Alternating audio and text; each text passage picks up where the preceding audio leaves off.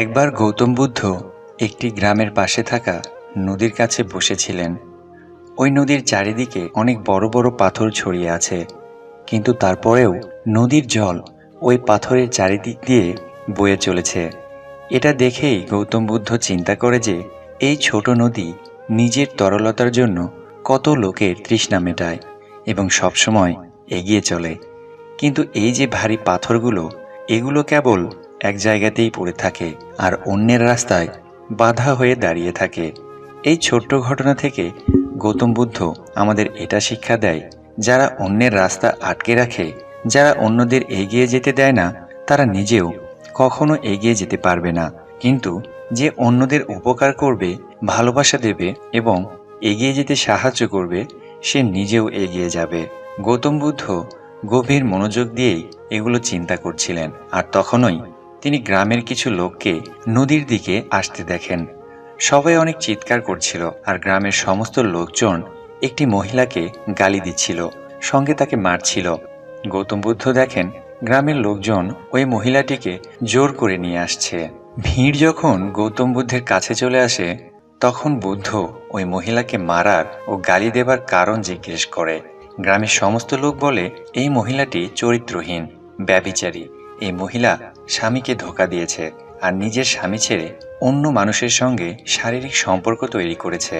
আর আমাদের সমাজের নিয়ম হলো, যদি কোনো বিচারে মহিলা ধরা পড়ে, তাহলে তাকে পাথর ছুঁড়ে মেরে ফেলা উচিত। এরপর গৌতম বুদ্ধ ওই মহিলার দিকে তাকায় আর বলে, তোমরা একদম ঠিক কথা বলেছ, যা তোমরা করতে চাও সেটাই তোমরা করো, কিন্তু আমার একটি শর্ত আছে।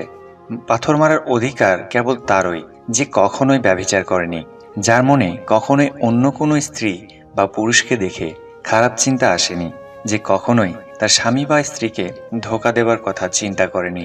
এটা বলেই গৌতম বুদ্ধ পাশে সরে আসে। এরপর চারিদিকে সবাই চুপ হয়ে যায়, আর কিছু সময় পর লোকের ভিড় কম হয়ে যায়, আর সবার মনে আফসোস ছিল। এই ঘটনা থেকে আমরা এটাই শিখতে পারি যে আমরা নিজের জন্য ন্যায় বিচার করতে পারি, কিন্তু অন্যের জন্য নয়, কারণ আমরা অন্যের সম্পর্কের সবটা জানি না।